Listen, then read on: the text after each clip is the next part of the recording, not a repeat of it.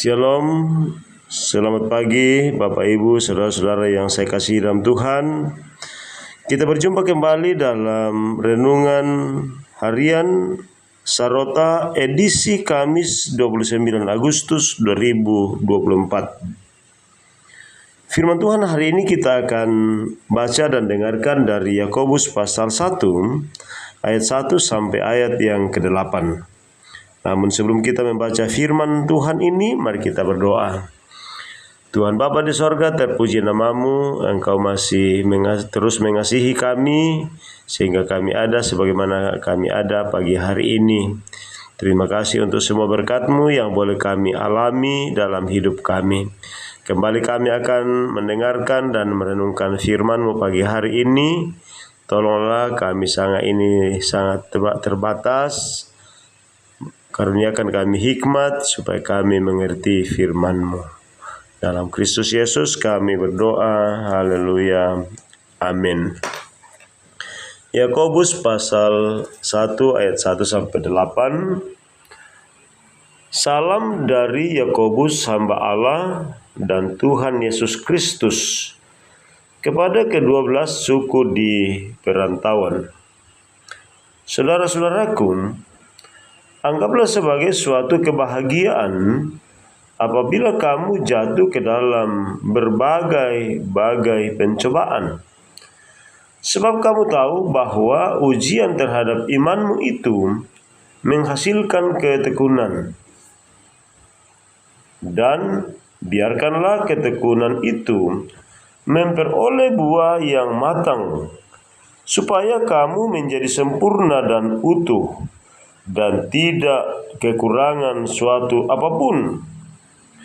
Tetapi apabila di antara kamu ada yang kekurangan hikmat, hendaklah ia memintakannya kepada Allah, yang memberikan kepada semua orang dengan murah hati dan dengan tidak membangkit-bangkit.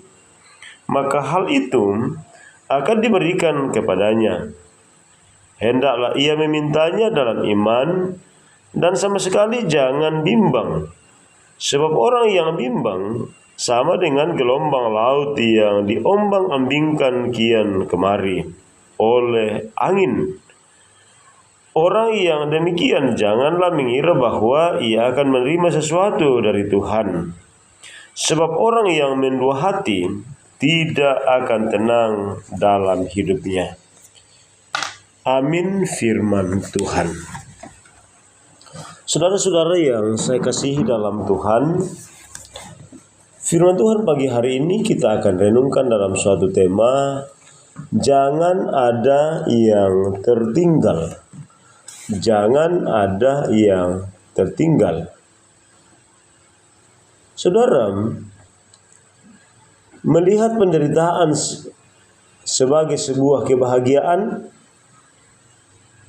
apa maksud Yakobus menasihatkan demikian? Mari kita memahami maksud dari pencobaan. Pencobaan dipahami sebagai hal-hal yang berasal dari dalam dan dari luar diri kita. Artinya, hal tersebut berkaitan dengan dosa.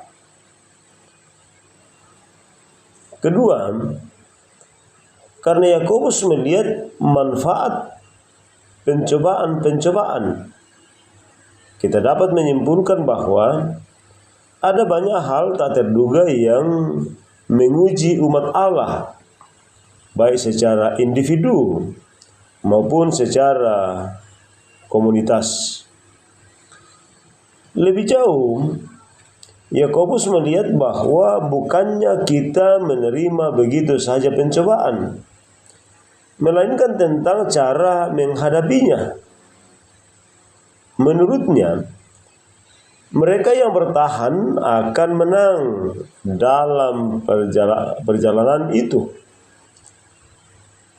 Allah meneguhkan hati, mendewasakan, dan mengaruniakan hikmat. Mari kita menilik bagian kedua yang tidak kalah penting dalam bacaan ini, yakni ayat yang kelima. Dikatakan, apabila di antara kamu ada yang kurang berhikmat, hendaklah ia memintanya kepada Allah. Terhadap nasihatnya pada bagian sebelumnya, tampaknya Yakobus menyadari bahwa akan sulit melihat pencobaan dalam kebahagiaan. Karena itu ia menyampaikan nasihat sebagaimana kita temukan dalam ayat yang kelima sampai ayat yang ke-8. Kata kurang pada ayat 5 dapat diartikan tidak memenuhi standar. Jawaban Yakobus pada orang yang tidak memenuhi standar itu adalah meminta kepada Allah. Namun tindakan meminta ini bukan hanya tugas dari orang yang tidak memenuhi standar, tetapi tugas semua orang dalam kelompok tersebut. Yakobus menegaskan orang Kristen harus menanggung beban sebagai saudara. Orang Kristen harus menghadapi pencobaan bersama-sama. Kepedulian kepada sesama orang Kristen agar tidak ada yang tertinggal, kurang hikmat, dan tidak memenuhi standar. Amin firman Tuhan. Mari kita kembali berdoa. Terima kasih ya Allah Tuhan kami, Engkau terus setia mengajarkan kepada kami hikmat-Mu melalui firman-Mu yang kami baca pada pagi hari ini. Kami sudah merenungkannya. Tuhan ampuni kami atas keterbatasan kami memahami firman-Mu dengan benar. Tuhan, sejauh yang kami sudah dengarkan pagi hari ini, berikan kami hikmat untuk melakukannya. Kami rindu Bapa di sorga, setiap berita firman-Mu yang kami dengar, itu membawa perubahan dalam hidup kami. Biarlah firman-Mu ini memberikan kami hikmat untuk terus memiliki rasa takut dan menghormati Tuhan dalam hidup kami. Tuhan, berkati kami sepanjang hari ini, bahkan sepanjang hidup kami. Tiada tempat lain kami menaruh harap hanya kepadamu, sebab Engkaulah satu-satunya sumber berkat, sumber kehidupan dalam hidup kami. Dalam Kristus Yesus kami berdoa, haleluya. Amin.